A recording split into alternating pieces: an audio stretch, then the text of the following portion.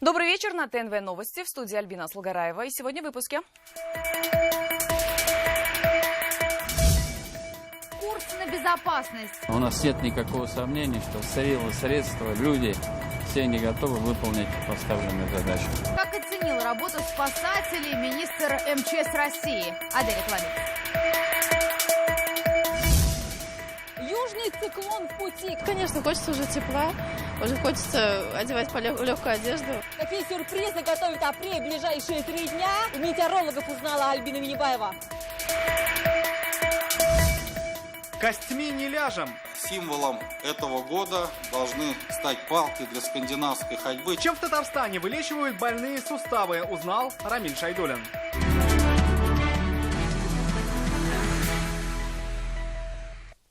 Дорога каждая секунда, глава МЧС сегодня оценил готовность Казани к матчам Кубка Конфедерации и заявил, что нужно использовать с пользой все время, что осталось до мирового футбола. Главный спасатель России Владимир Пучков сегодня с визитом в республике. Он принял участие в совещании рабочей группы и оценил готовность всех профильных служб. Почему визита Владимира Пучкова так ждал Рустам Минниханов? Адель Икламидзе.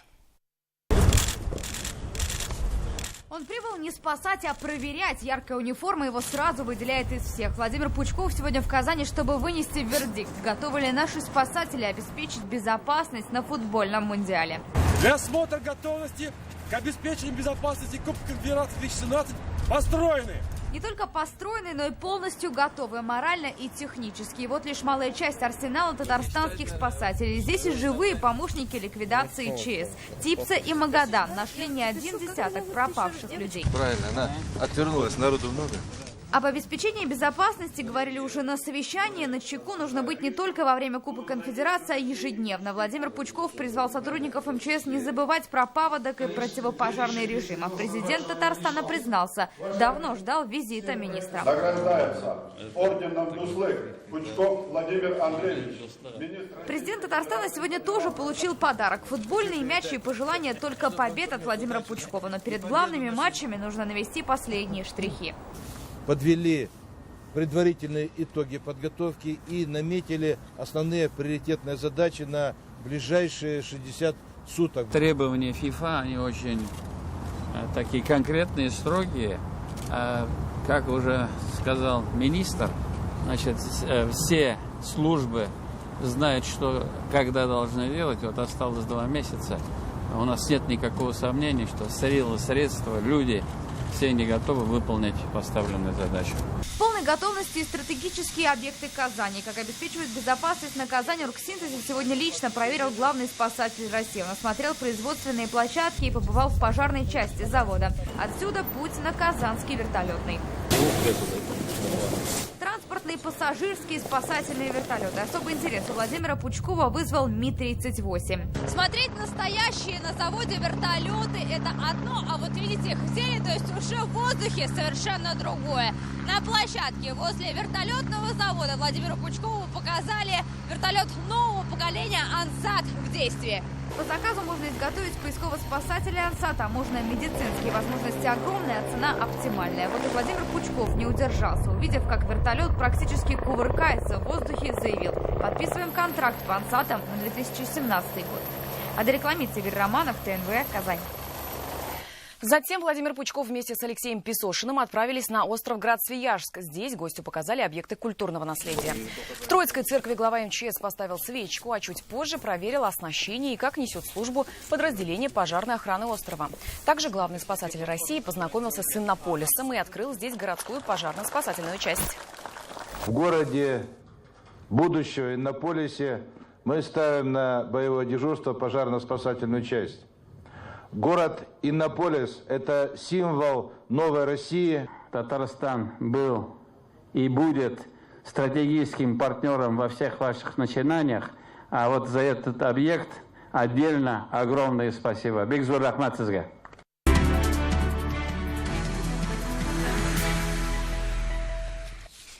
Южный циклон заставит вспомнить о зиме. В Татарстане до конца недели ждут снег, метели и резкое похолодание. Хотя уже сейчас апрельская температура ниже нормы на 4 градуса. Альбина Минибаева узнала, насколько апрель бывает капризным и когда ждать весны.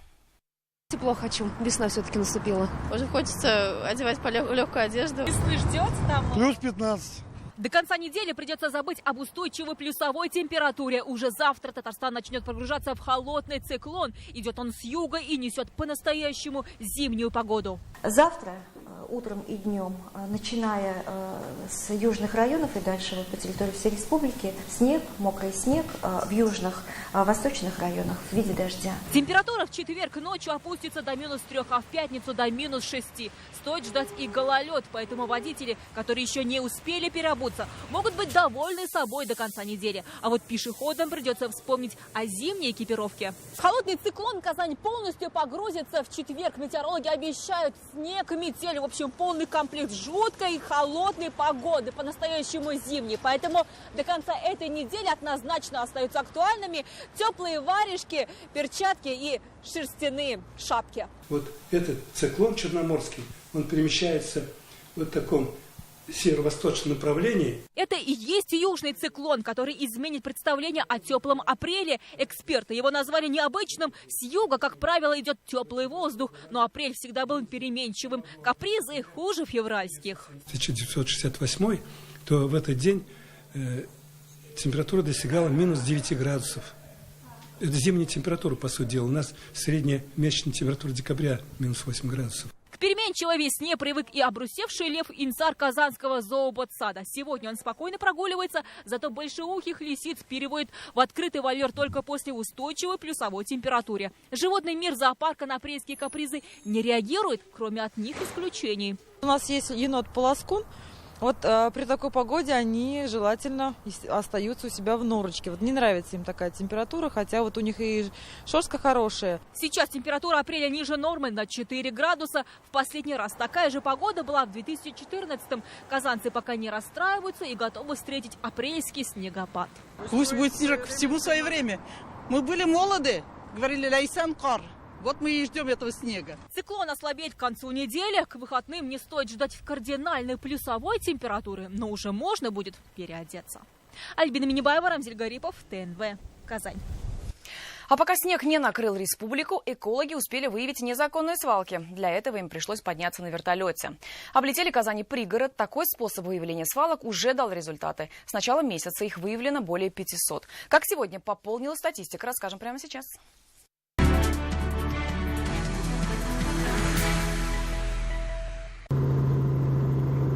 Кадры эффектные и сам облет весьма эффективен. Парят над республикой экологи часто, особенно в период санитарного двухмесячника. Сегодня в поле внимания Казань и сразу нарушитель. Куда выгрузили? Куда вывалили? Где? Везде? Большегруз вывалил мусор прямо в поле в поселке Атары. После того, как установят владельца автомобиля, его оштрафуют. Также придется рекультивировать территорию. В отношении физических лиц штраф до 5000 рублей, но если транспортное средство принадлежит юридическому лицу, штраф составляет до 250 тысяч рублей. Но тем самым ущерб может достигнуть даже нескольких миллионов рублей. Полетают не только на вертолетах, но и запускают квадрокоптеры. Подобные авиарейды особенно помогают выявлять свалки, спрятанные за высокими заборами предприятий. В целом, с начала апреля обнаружено 500 несанкционированных точек складирования мусора. Половина устранены. Альбина Аслугараева, Данил Филатов, ТНВ, Казань. Не успел на реках тронуться лед, как на водоемы потянулись браконьеры. Сейчас в период нереста они добывают рыбу чуть ли не в промышленных масштабах. Елена Веселова оценила размах браконьерских сетей на акватории реки Зай. От устья реки Зай до Нижнекамска не больше 10 километров. Но даже такая близость к городу не смущает браконьеров. Инспекторы рыбоохраны пытаются найти как можно больше сетей. Акватория большая, сотрудники работают на износ.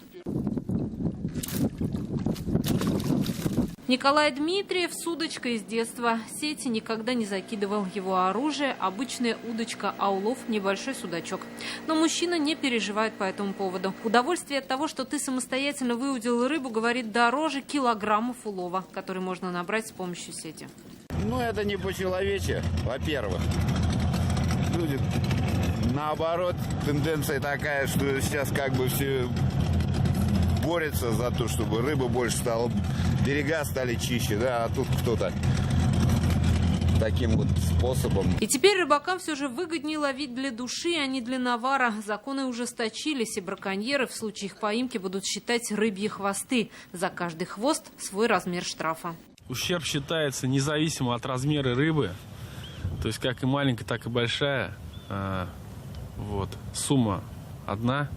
То есть сазан у нас 250 рублей, щука, судак 250 рублей, сом 250 рублей. Операция «Нерест» продлится до 10 июня, но запрет на ловлю с сетями действует постоянно, поэтому инспекторы рыбоохраны продолжают контролировать акваторию и после.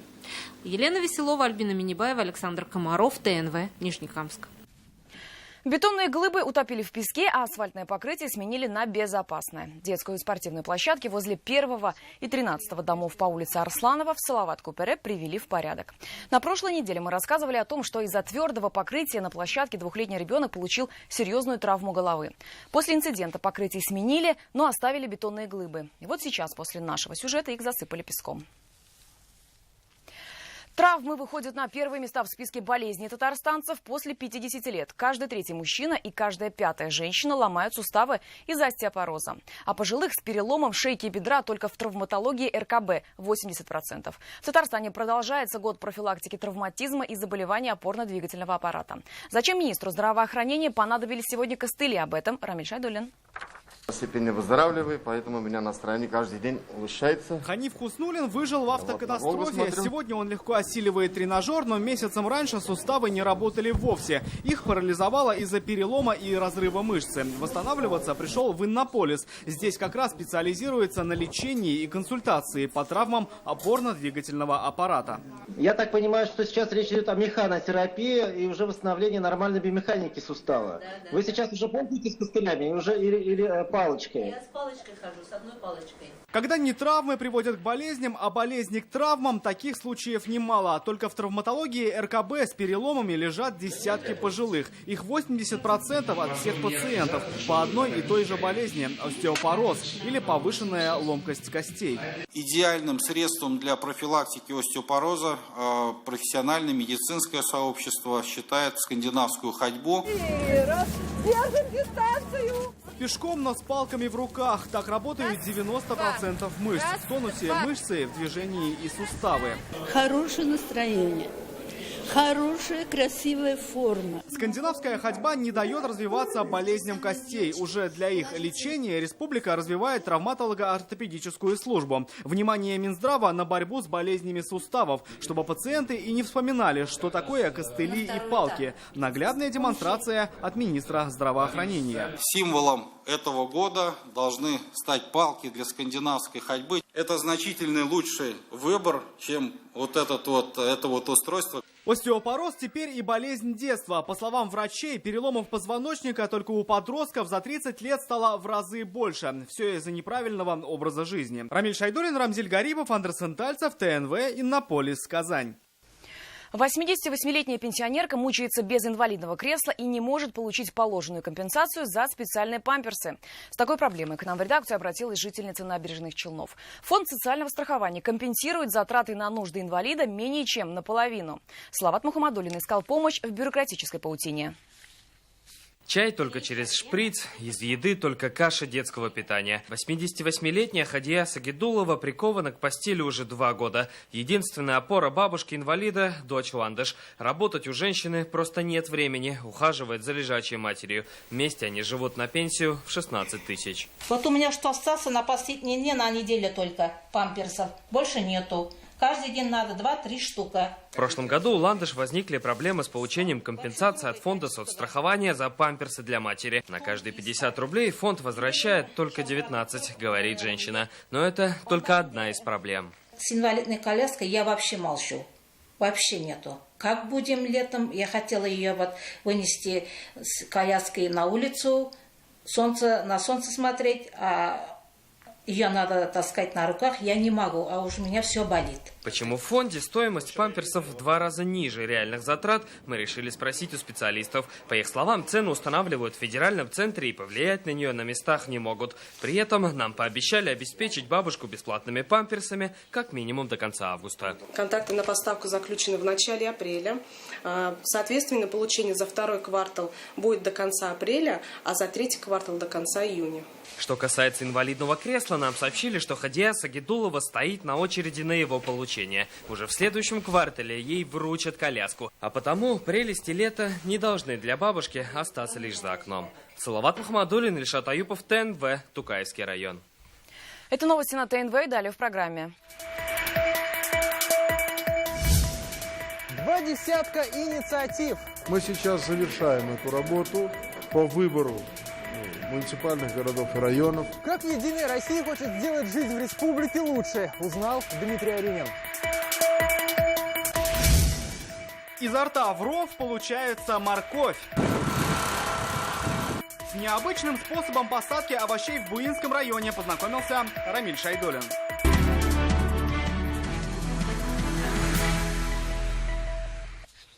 Рустам Минниханов сегодня по видеоконференц-связи принял участие в заседании Президиума Совета при Президенте России по стратегическому развитию и приоритетным проектам. В числе ключевых вопросов развитие транспортной инфраструктуры. Как отметил премьер-министр России, в этом году построят и отремонтируют около 5000 километров дорог. Регионам выделено на это 30 миллиардов рублей. По словам Дмитрия Медведева, любой житель должен иметь возможность узнать, когда и какие дороги будут ремонтироваться.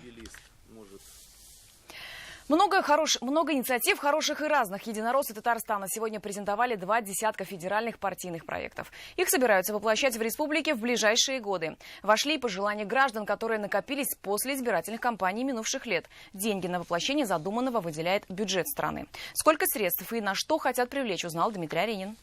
Площадка для игр. Сцена для выступлений. Тренажеры для занятий. Скульптуры для красоты. Это новый двор на улице Амирхана. Такой благоустроенной городской среды в республике, не только в столице, но и малых городах, должно стать больше. На это нацелены федеральные проекты «Единой России». Такие начинания должны решить насущные проблемы татарстанцев. Сейчас главные наказы как раз связаны с благоустройством городов и в особенности появлением в малых населенных пунктах хороших парков. Мы сейчас завершаем эту работу по выбору муниципальных городов и районов.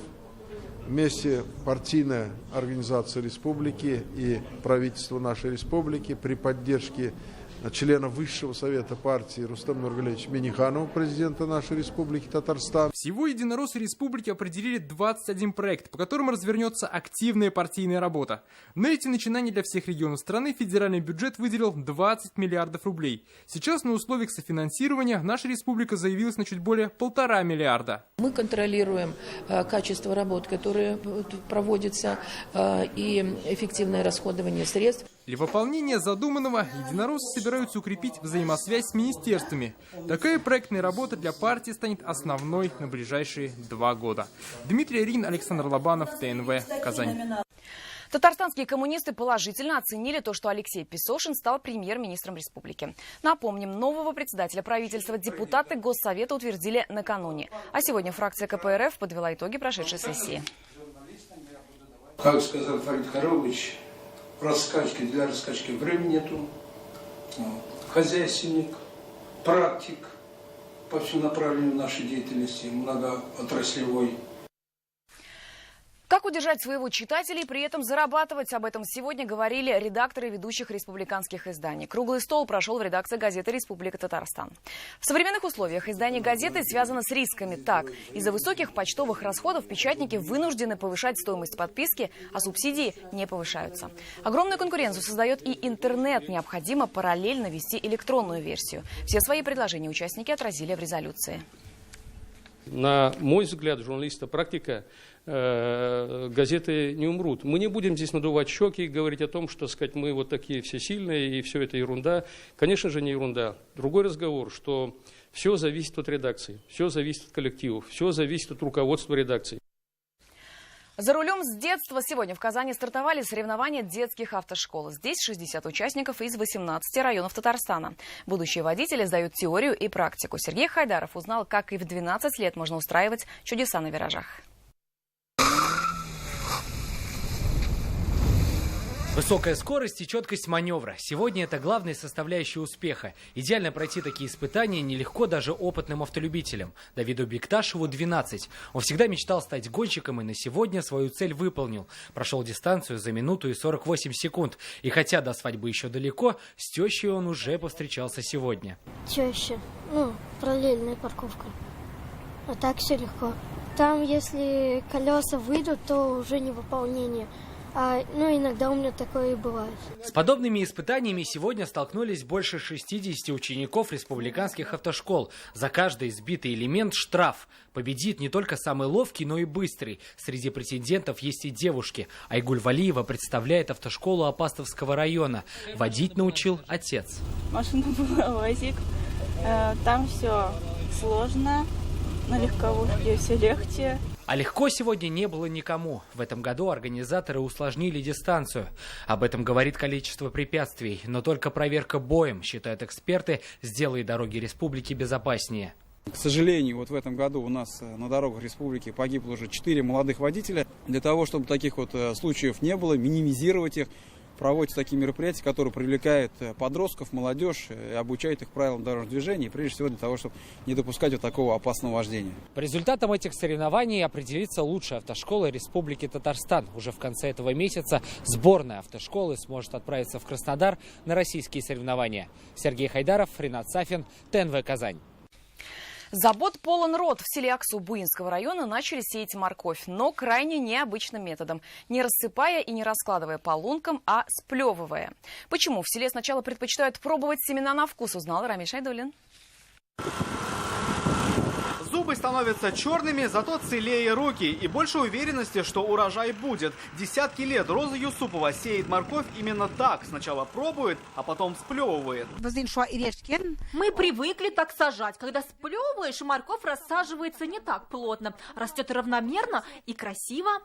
Ровные грядки – залог спроса. Бригада Розы Юсуповой сажает не только для себя. Не первый год просят и другие хозяйства, поэтому команда давно слажена. Роза Апа сеет, а вот Ильдус Нагуманов копает.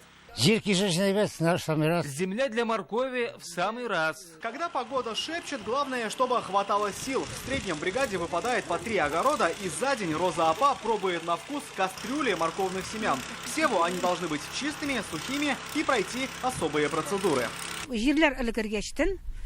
Когда земля поспевает, семена помещаем в воду, где они должны быть не больше суток. Так, ложка за ложкой Роза Апа засеяла уже кровные 8 соток. Дальше очередь лука и свеклы. Вот тут сеять придется по старинке. Все же размер имеет значение. Рамиль Шайдуллин, ТНВ, Буинский район. Вечерний эфир ТНВ продолжит программа «Вызов 112». Спасти не успел. В Тукаевском районе ищут 2 мужчин, перевернувшихся на лодке. Все подробности через несколько минут. Далее выпуски «Спорт» и прогноз погоды. А мы же увидимся в 21:30.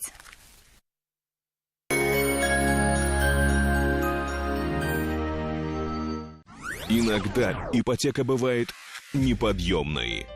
Мы снизили для вас процентную ставку. Ипотека всего от 8% в новом жилом комплексе «Садовое кольцо». Акташ Инвест. Доверьтесь нашему опыту. Продадим любой ценой. Ограниченная партия автомобилей Nissan с максимальными скидками. Узнайте подробности в автоцентре Марка. Звоните 4 пятерки 3 единицы. В поисках выгодного предложения ипотеки вы обходите много адресов. Заоблачное, высокое, среднее, рыночное. Но если вы ищете низкую ставку, запишите. Выгодная. Банк Аверс. Доступная ипотека здесь.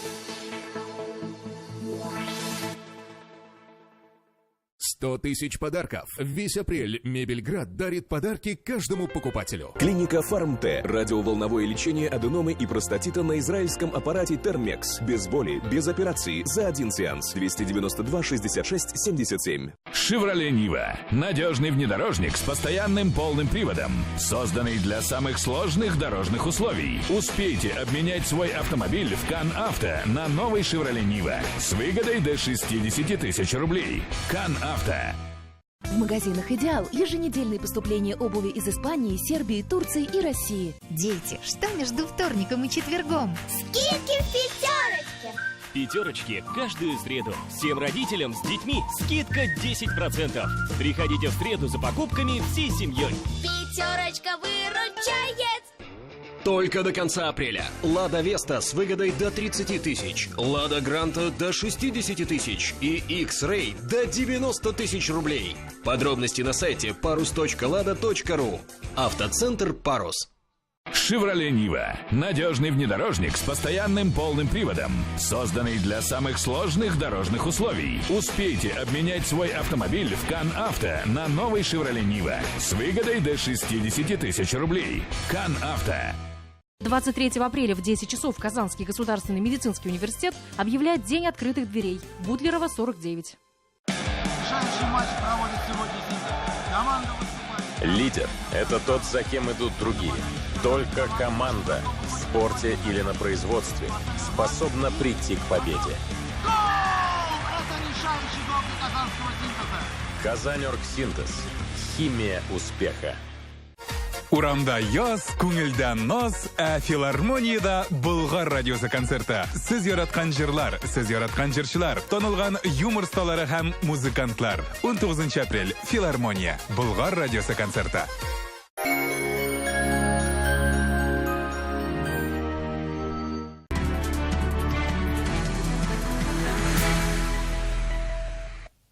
Добрый вечер. Время новостей спорта на ТНВ, в студии Алмаз Гафиятов. Волейболистки казанского «Динамо» в гостях переиграли московский одноименный клуб в первом матче финальной серии чемпионата России. Игра, прошедшая в Москве, завершилась победой девушек из столицы Татарстана со счетом 3-0. К решающему противостоянию чемпионата команды пришли разными путями. Московская «Динамо» в полуфинале уверенно переиграла «Енисей». Казанские девушки выдали драматичную полуфинальную серию против «Уралочки». За 2 дня до старта финальной серии клуб из столицы Татарстана выиграл еще и Кубок ЕКВ. Поэтому в столицу «Динамовки» прилетели уставшими, но в хорошем победном настроении. Матч выдался таким же фееричным, уверенные партии, окончательный счет 3-0. Вторая игра пройдет в Москве 18 апреля. Мне кажется, надо играть просто-напросто за каждый мяч бороться, как играла Казань. А у нас стояли и ждали, что они сами отдадут очки. Вот и получили 0-3 дома. Прокуроры республики свои служебные кабинеты меняют на спортивные площадки. В Азнакаево прошел зональный этап традиционной спартакиады работников ведомства. Сильнейших выявляли по 7 видам спорта, среди которых командные игры, а также состязания в индивидуальных программах. Помимо хозяев, в спартакиаде принимали участие бугульминцы, альметьевцы, сармановцы, лениногорцы. Всего 15 команд из муниципальных районов Закамья. Что касается результатов, большинство призовых мест достались представителям Азнакаевского, Нурлатского, Чистопольского районов. Победители будут отстаивать честь региона в финальных баталиях спартакиады.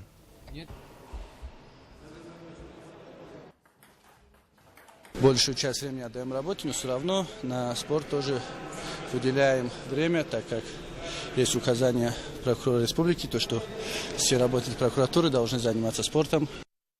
В завершение новости автоспорта. Автогонщик из Татарстана Тимур Тимирзянов продолжает подготовку ко второму этапу чемпионата мира по ралли-кроссу, который пройдет с 21 по 23 апреля в португальском Монталегре. А команда КамАЗ-Мастер выйдет на старт ралли Баха-Крым. Ралли-рейд состоится в рамках второго этапа чемпионата России и пройдет с 27 по 30 апреля. Общая протяженность трассы составит 650 километров. Этапы ралли-рейда запланированы в Бахчисарайском и Сакском районах Крыма. Старт и финиш гонщиков состоится на Театральной площади Евпатории. От великой команды неоднократного победителя ралли-рейдов «Дакар» и «Шелковый путь» во главе с 7-кратным чемпионом Владимиром Чагиным ждут только победы. И это все новости спорта к данной минуте. Будьте здоровы и занимайтесь спортом. До свидания.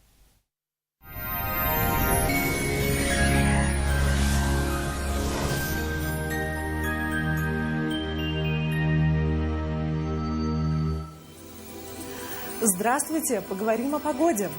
Весна в этом году выдалась капризной, и в предстоящие сутки нас ожидает довольно невесенний характер погоды. Ночные температуры даже уйдут в минус. По данным Яндекс.Погоды, на юго-востоке республики будет облачно. Ожидаются осадки в виде дождя и снега. Температура воздуха ночью составит около 0 градусов, а днем будет до +1. На северо-востоке пасмурно и преимущественно без осадков. Ночью -1, днем до 2 градусов тепла. На севере республики будет облачно, местами пройдет снег. Ночью похолодает до 5 градусов мороза, а днем температура воздуха составит +4 градуса. На северо-западе пасмурно, дождь. Ночью -3, днем же до 3 градусов тепла. На юго-западе облачно, ожидается снег. Ночью будет около 0 градусов, а днем до 1 градуса тепла. В центральном районе республики тоже ожидаются осадки в виде дождя и снега. Температура воздуха ночью составит до 1 градуса мороза, а днем до 2 градусов тепла. В последующие сутки станет еще прохладнее, ожидаются осадки в виде снега. Предстоящей ночью в Казани будет пасмурно и до 2 градусов мороза. Днем ожидается дождь и до 4 градусов тепла. Ветер северо-восточный, порывистый. Атмосферное давление составит 762 миллиметра ртутного столба. Влажность воздуха 72%. Ожидается магнитная буря, берегите свое здоровье. На дорогах возможно гололедица, будьте внимательны.